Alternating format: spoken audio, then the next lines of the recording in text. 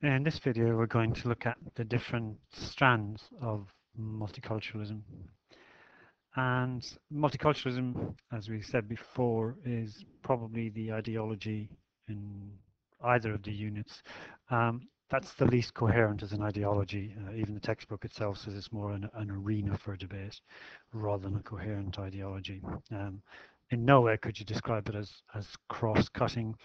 And arguably, if you're the essay type questions, to what extent is it a single doctrine, you can fairly strongly argue that perhaps more divides the strands than unites them. Nevertheless, the main strands are liberal multiculturalism, pluralist multiculturalism, and cosmopolitan multiculturalism. Firstly, liberalism and liberal multiculturalism. On the face of it, you would imagine that liberalism is compatible with multiculturalism. When you think of the liberal endorsement of diversity and toleration and a public-private divide, there should be scope in there for liberalism to be compatible with or sympathetic to multiculturalism. However, as we'll see when we do the criticisms, liberals have some fears regarding multiculturalism. Indeed, some liberals reject it altogether. When you think about the multicultural emphasis on communitarianism, which is essentially collectivism, does that not threaten the liberal commitment to individualism? And what about those cultures or cultural practices among minority groups that are illiberal or intolerant? So liberalism has an ambiguous relationship with multiculturalism, and there are liberal critics of multiculturalism. But there is a form of liberal multiculturalism, albeit with a number of conditions. Firstly, the cornerstone of liberal multiculturalism is the liberal commitment to toleration.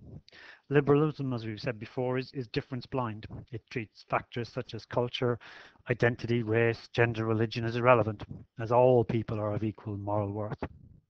And in line with the broader liberal support for toleration, liberal multiculturalists would support cultural mixing, diversity, as it encourages tolerance and respect, promotes vigor and dynamism, similar to the argument for toleration in liberalism itself in Unit 3. The second thread which allows liberalism to be compatible with multiculturalism is the liberal promotion of the public-private divide and the distinction it draws between the two. The latter, the private sphere, is a sphere of choice and freedom in which culture and cultural practices can be celebrated. The former, the public sphere, should be a bedrock of shared civic values, where citizenship is separated from or divorced from cultural identity, which can be a private matter. And examples of this can be seen in the hyphenated nationalities that operate in the USA, Irish Americans, Italian Americans, African Americans, where similar to the UK, integration rather than diversity is emphasized in the public sphere. A more robust or more radical policy than integration is assimilation, whereby immigrant communities lose their cultural distinctiveness by adopting the values and allegiances of the host society, particularly in the public sphere. And we've recently seen this in France, where there's this strong emphasis on laïcité, or secularism in public life, which has led to bans on the wearing of the hijab in schools and the burqa in public. Thirdly, third way in which liberalism is compatible with multiculturalism in the form of liberal multiculturalism is the promotion of liberal democracy as the sole legitimate political system. The virtue of liberal democracy is that it alone ensures government based on consent and protects individual freedom and toleration. So liberal multiculturalism therefore can be characterized as the acceptance of multiculturalism, but, and it's a big but, within this liberal framework. So it's multiculturalism within a liberal framework comprising of toleration, public-private divide, and liberal democracy. As such, it can be argued that liberalism is only compatible with a shallow form of multiculturalism. It only accepts those cultures and practices that are compatible with liberal values.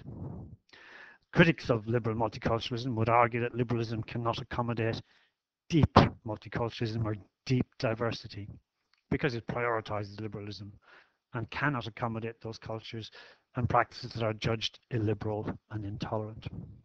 So to some extent, liberalism is compatible with multiculturalism, but it's very much multiculturalism within a liberal framework. The next strand is able to accommodate deep diversity, and that strand is pluralist multiculturalism.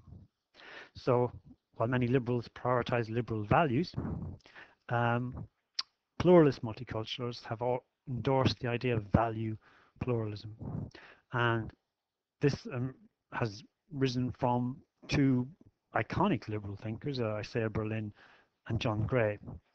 Berlin, who obviously coined the phrase positive and negative freedom, also wrote about value pluralism.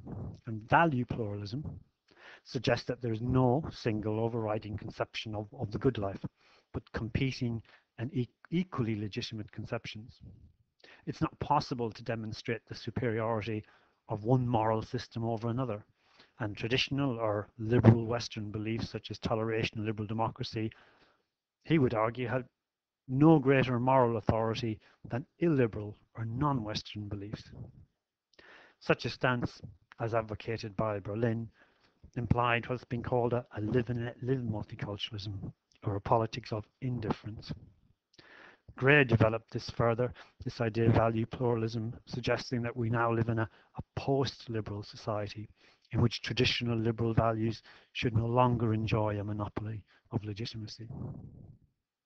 As such, value pluralist or pluralist multiculturalism emphasizes cultural separateness rather than the cultural mixing which would be promoted by liberal multiculturalism. I mean, pluralist multiculturalists argue for this cultural separateness because they say that cultural mixing is an asymmetrical process. It's not an even exchange. There is a danger that the dominant culture will swamp or swallow or even oppress the smaller culture. The big fish will swallow the smaller fish. So therefore, pluralist multiculturalists argue for cultural separateness rather than cultural mixing. There's a couple of perspectives on this argument for cultural separateness. The first one is advanced by Lord Parrock, who's currently a Labour peer, and it's could be termed as a positive argument for cultural separateness. Parrock argues that no one culture can express what it means to be truly human, and liberalism, no more than any other belief system, can only give expression to certain aspects of human nature.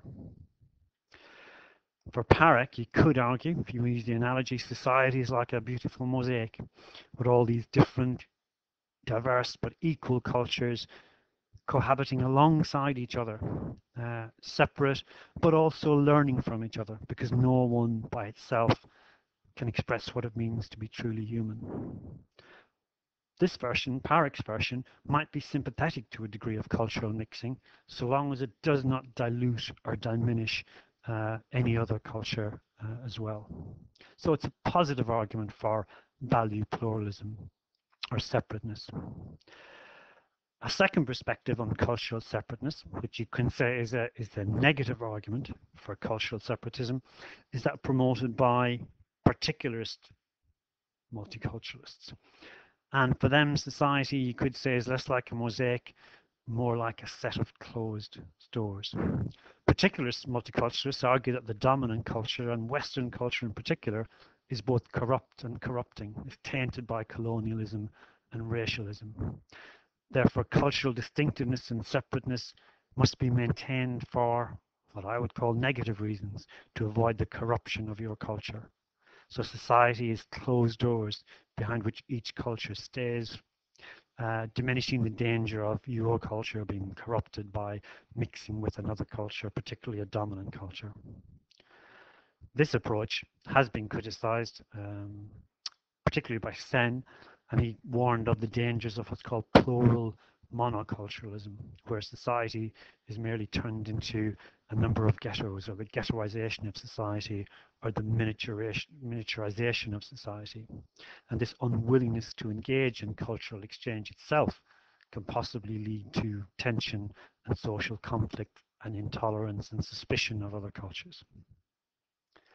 The final strand of multiculturalism, which has a tenuous connection, we could argue, with the other two, is that of cosmopolitan multiculturalism. Cosmopolitan multiculturalists encourages people to adopt a global consciousness, and in many ways can be seen as in conflict with multiculturalism itself. Cosmopolitan multiculturalists endorse cultural diversity, extreme cultural diversity, and cultural mixing, albeit as a transitional stage to a larger reconstruction of political sensibilities and identities, this idea of a global consciousness. This is being described as a pick and mix kind of multiculturalism, in which cultural exchange and cultural mixing are encouraged. From the cosmopolitan perspective, culture is changing and fluid. It's not fixed or embedded. If we're going to pick an analogy for a cosmopolitan multicultural society, it would be more of a melting pot than a mosaic, in which people embrace hybridity, where people can have multiple identities.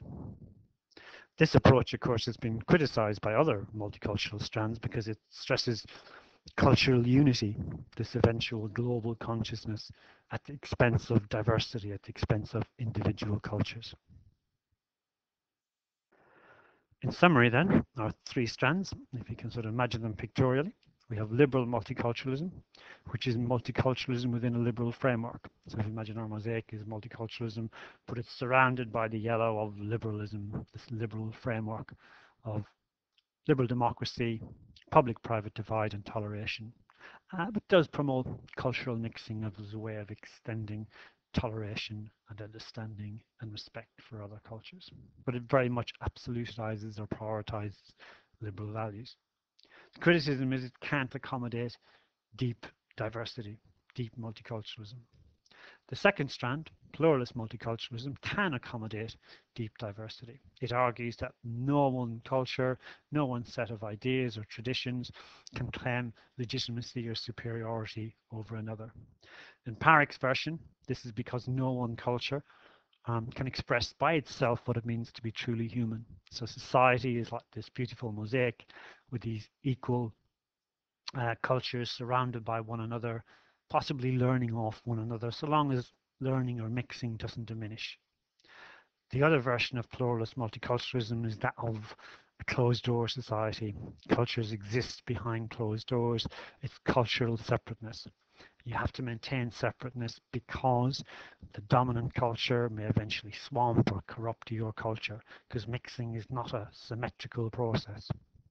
And finally, we have cosmopolitan multiculturalism, which sees the eventual submergence of all these separate, colorful mosaics into a group identity and a single global identity or citizenship. It's cultural mixing taken to extreme, where cultures lose their individual identity until we merge into a single global identity. So there are three strands of multiculturalism: liberal, pluralist, and cosmopolitan.